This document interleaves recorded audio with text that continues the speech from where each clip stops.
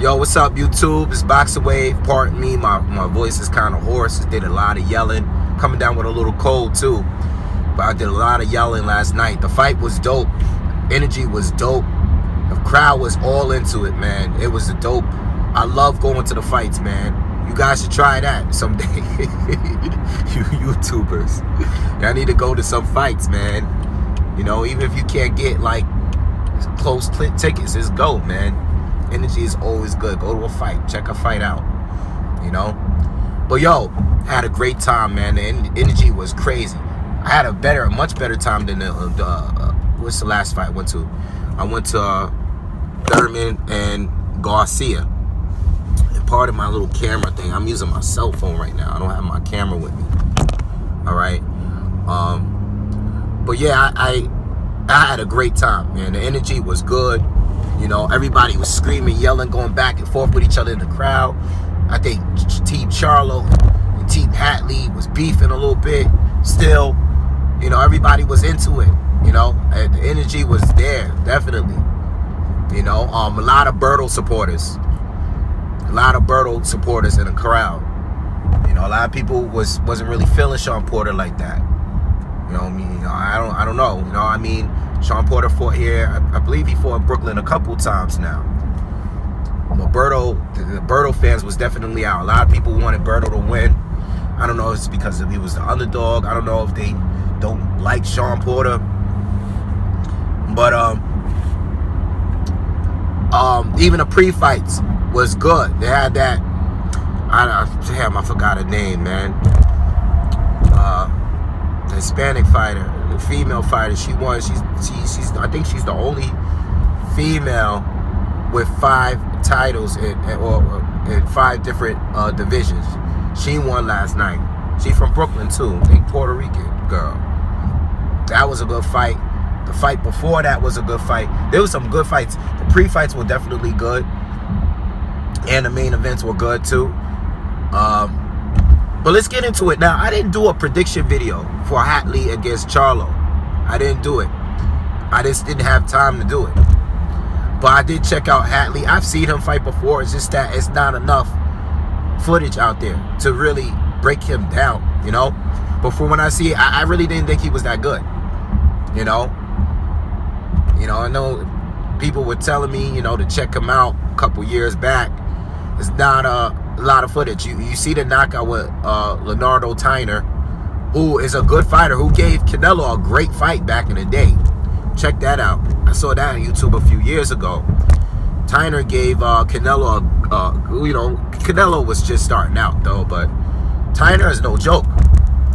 You know, Tyner is a tough fighter.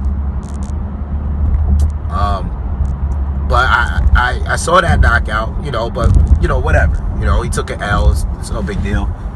I saw a couple of his other fights that was on YouTube, a little footage that was out there. And I didn't think nothing of it. You know, I think Jamel, who I thought was on an earlier start than his brother Jamal. I think Jamal more recently fought the tougher fighters. But earlier on, I thought Jamel was fighting the better opposition. And Hatley is just, he's not on that level. He's not on the level of some of the fighters. You know, I thought John Jackson was a tougher fight for Jamel. You know, he was a better fighter to me. You know, you could make the argument Gabe Rosado was a better fighter.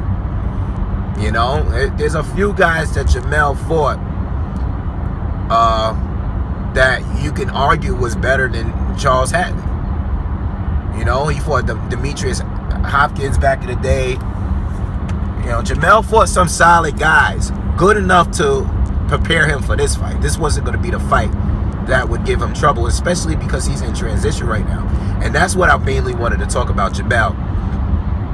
The thing with Jamel Charlo is that he left. He's not with Ronnie Shields no more the last couple fights. And he's over there with Errol Spence trainer now. And when you saw him fight John Jackson, we saw him fight on a more aggressive, flat-footed style, which he didn't look that impressive because, you know, he's coming straight forward and he was fighting a guy that was using a lot of lateral movement and was outboxing him. But he stuck to the plan, and he got the knockout. You know, he was sitting down on his punches more, and he was putting a lot of power into his punches. You know, because Jamal is knocking everybody out. So I'm assuming, like, you know, I want to change my style up. You know, I don't want to be considered a boxer. You know, this is what I think he's just thinking. You know, I don't want to just be considered the slicker fighter. No, you know, he's like, I got power too. And Jamel has just been, excuse me. And Jamel has just been knocking guys out now at 154. And he looked good doing it last night. And I was going to say this going into the fight. I think Jamel got to find that balance of using those boxing techniques that we used to see him do with the come forward, you know, flat-footed, sitting down on your punches style. You know what I'm saying? He needed to find that balance. And I saw it in this fight. He was boxing well. He was being defensive. He was being cautious in there. He wasn't just coming straight forward like he did against Jackson. But at the same time, he looked at opportunities to sit down. That round, the round before he knocked Hatley out was a decent round for Hatley. And in the next round, Jamel just blew him out of there. Like, he, you know, he was having his moment. I mean, he was winning pretty much every round in that fight. But that last round, he just blew him out of there. Like, you know, Hatley was never a threat in my eyes in that fight. First of all, I don't know how it looked on TV, but Jamel was much bigger than him in the ring. Jamel looked bigger than Hatley. Hatley looked like a welterweight, and Jamel looked like a bigger 154 fighter. But Jamel didn't even matter, because Jamel was a better boxer. He was a bigger puncher. He had every advantage in the book. You know, Hatley, you know, he's a solid fighter, but I can't see him being any more than a journeyman. I don't think he's a top 10 fighter, and I think any top 10 fighter, you know, just about all of them would beat him. That's just my personal opinion. You know, so salute to Jamel. I don't know what's next for him. You know, I don't know. You still got Demetrius Andrade out there. You know, his brother moved up in weight. Lara got a belt. Lara said he's willing to fight Jamel because Jamel's not with Ronnie Shields. You know, regardless of how cool they are, he said he's willing to fight Jamel. You know, with Jamel fight Lara. You know, I don't know. Then I heard something about him thinking about moving down to welterweight. I don't know if somebody posted a video or interview. I didn't look into it, but I don't know. I don't know about that. I think he should stay at junior welterweight. I mean, junior middleweight. You know, I mean, if he could come down to weight, I guess that's cool too. But I would love to see him fight Andre. I think he's improving, man. Jamel is definitely improving. You know, he looked very good against Hatley. And I think he just about beat damn near everybody at 154. You know, the only two that I feel would give him, you know, I mean, you still got Julian Williams. I know he took an L, but I'm waiting to see what he does when he returns. But yo, all right, so let's move it on. You got Erickson Lubin out there too. Oh, you got Erickson Lubin. I think Jamel Charlo is better than Erickson Lubin.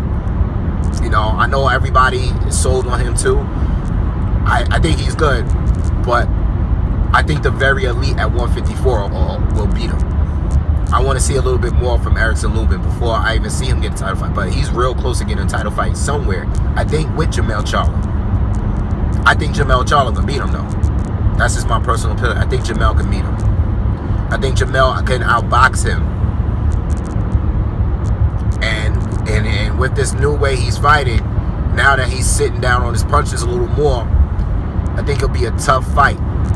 You know, he doesn't look drained. He looked good at the weight. He looks good. All right. All right. So anyway, let's move on. Let's talk about Berto and Sean Porter. All right. It's pretty much right on my prediction. I knew Sean Porter was gonna either go win by unanimous decision or stop him by, stop. You know, not knock him out. You know, people were saying he was gonna get knocked out. I was like, nah, he ain't getting knocked out. But the ref is gonna jump in to stop the fight if he has to. Porter was just too much, man. And you know what? It was a good fight because Berto in the beginning was landing some clean shots, man, and some hard shots. And there was points where I was like, yo, Sean Porter messed around and get knocked out. You know, Berto hits hard, but Porter got it. Porter has proven over and over and over again that he has a tough chin, man. He's fought Thurman, got huge shots, got hit with huge shots by Thurman. Got hit by huge shots by Andre Berto, two of the hardest punchers at 147. Without a doubt, those are the two hardest punchers at 147. You know, I mean, you could throw Errol Spence in the mix too. And Porter was eating them. You know, but it was a good fight. Berto came to fight. Berto is, you know, you say what you want about Berto, he always gonna give you a good fight. And he has a lot of heart. He complains a little too much. I said that too in the prediction. You know, Berto's gonna complain about getting hit in the back of the head. What I say, listen, I've been watching Berto a long time, man. Berto's gonna be complaining at the ref, yo, my head. He do that all the time. He complains, but he has a lot of heart. If he gets knocked down, he's getting up. There's no way you're gonna knock him and he's gonna get counted out. Dude got a lot of heart, man. You know, but it wasn't a bad loss. Both of them suffered cut. I think Porter suffered a cut in the first round. And the Berto, you know, it's gonna be a lot of headbutts. I said it could be an ugly fight. You know, I said this. I just, yo, it was a good fight, man. I mean, it was an action-packed fight. You know, it was a lot of holding. It was a lot, but you know what? The punches were landing too. And the problem with Berto, this is my problem with Berto. Berto don't throw the combinations like he should. You know, Berto likes to throw that right hand and then jump back and reset himself. He doesn't go forward unless he got you hurt. And that's annoying to me because I'm like, Berto like to like hit you and then step back and look at his work. Like even if it don't land, like he does that right hand and then he jumps back, he cocks it back and it steps back. You know, and there was a point late in that round, I think it was a round he got stopped in or a round before that where Porter, he threw a shot at Porter and Porter just lunged at him and just went crazy on him, you know, because Berto wants to, you know, he likes to fight at his own pace. And when you fight a guy like Sean Porter, you got to know that Porter's going to just keep coming at you. He's not going to let his foot off the gas. He's not going to do it. You know, and Berto got caught out there, you know, and then there was moments where, you know, people thought in the crowd that Berto was going to get stopped every single time he was on the ropes. Sometimes he stayed on the ropes a little too long, man, a little too long, but we know that was going to happen because we seen it in the past. We seen it with Guerrero, you know, we seen it with other fighters. And Berto sits there and, you know, he takes the punches. You know, he'll take it, you know, he's a tough dude, but Porter was a little too much. You know, Porter is relentless. You know, and Porter was landing clean too a lot, you know. Berto's a tough dude, but Porter is just relentless, man. He loves guys that's just gonna stand with their backs against the ropes. He's relentless when it comes to that. A lot of fighters can't deal with that, you know, being cornered that way. You know? Just like Maidana was like that too. You know, he gets you against the ropes, it's over. That dude would be throwing punches at weird angles and stuff. You know, Floyd did well, but that's Floyd Mayweather. Floyd is a master at just leaning against the ropes and countering and getting clean shots in there. But not too many fighters can do it without keeping it, you know, taking, you know, in between them covering up. They can't really throw those shots. You know, but it was a good fight, man. It was a very good fight. You know, I mean, I think Berto might have won a couple rounds, but some of the rounds were very competitive, you know. Some of them were all Porter, some of them were all Berto. I mean, some of them were like, you know, Berto had his moments, Porter had his moments. I don't know how it looked on TV. I don't know if it was a dominating performance. I thought Porter was clearly winning. But it wasn't like dominating like the Charlo Hatley fight. Anyway, what's next? Porter. He wants that Thurman rematch. I couldn't really hear everything they were saying in the crowd. For some reason, their mics were really low when they were giving interviews at the end. I don't know why.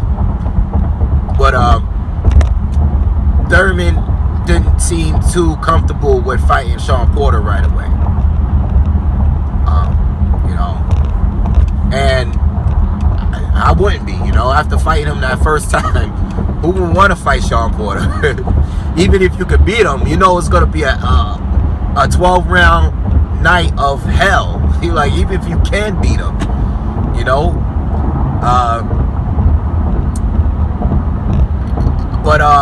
You know, Porter could get that fight. I don't know if Thurman's gonna choose to fight Lamont Peterson later this year instead of Porter. I know he's also a mandatory. And then you had Berto. You know, people was in the crowd saying retired. That's ridiculous. You can't say that guy needs to retire. You crazy? He doesn't need to retire. Is he gonna be a champion? I don't think so. You know. Is he still going to give you good fights against good fighters in the division? Hell yeah. He can still get some good fights in. He don't need to retire. No, if he chooses to retire, then that's on him. But he doesn't need to retire. That's not a retirement loss in my eyes. Want to end it off with this. Errol Spence. Now, I didn't see this at the fight, at the point they were doing the interview, because they were like on an upper level. But they did an interview with Errol Spence and Keith Thurman up there on the podium. And, yo, I don't have a problem with Thurman saying he want to fight Pacquiao, because I didn't make a video about that. But Pacquiao seems to be absent when it comes to all these welterweights fighting each other, and all the pressure's on Keith Thurman right now. And it seems like Pacquiao's is slithering on the side somewhere, just chilling. No one's even mentioning him. He does carry a belt. I don't think anything wrong with it. I thought from some of the titles I seen in other YouTube videos, Thurman looked uncomfortable. But when I actually watched it, it makes sense. If Thurman really doesn't want to fight Spence, which there's a possibility he might not really want to fight that dude. I'm not saying that there isn't. But what I'm saying to you guys is, because people want him to get in there and just call out Errol Spence. Errol Spence got a fight coming up with Kell Brook. If he gets that title, there's no way, you can't avoid this kid no more. He's holding the title now. You claim to want all the titles. You can't duck Errol Spence if he holds the title. But right now, I'm going to say this over and over again to you guys. He is not ducking Errol Spence. He's not ducking Errol Spence. He called out Manny Pacquiao because he holds the title. All right? And Kell Brook is fighting Errol Spence. He should be fighting the winner of that fight. At least, if not this year, definitely next year. I would like him to unify right away, and instead of fighting his mandatories. But I'm cool with him fighting his mandatories. I'm cool with that. I respect that.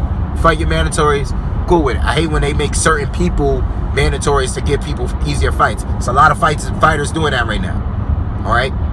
But I don't think his mandatories are safe. I don't think Lamont Peterson is safe. I don't think Sean Porter is safe. All right? Look at Keith Thurman's option right now. Mandatories, Peterson, Porter. Look at all the title holders. You got Kell Brook, tough fight. You got Manny Pacquiao, tough fight. His options are all hard. He just fought Danny Garcia. He just fought Sean Porter. He don't have no tough fight. I mean, he don't have no easy fights. Alright, before y'all go on in on him, look at what other fighters like Danny Garcia, Manny Pacquiao, look at what these other champions have been doing. You know, taking easy opponents. Jeff Horn. You know, what about that? You know, look at what all the other champions are doing. Keith Thurman right now seems to be doing the best out of everybody. Even look at Kell Brook. Look how many people Kell Brook fought as a welterweight champion that were welterweights. Not Golovkin, not him. Look at all the other one. Kevin Bizier. Who was that? What would y'all say if Keith Thurman fought Kevin Bizier? You know? Keith Thurman is fighting good fighters. I don't know why people are attacking him. He'll fight Errol. If Errol wins the title, he'll fight Errol. If he beats Kell Brook, he'll fight Errol. If Kell Brook wins, I'm sure he'll fight Kell Brook. Let's be patient. Let's not jump the gun. Alright? I don't think he looked uncomfortable up there. I don't think he wants to fight Sean Porter again. You know, but you can't really blame me for that. Who wants to fight Sean Porter? Anyway, I'll see y'all on the next one, man. Make sure y'all subscribe.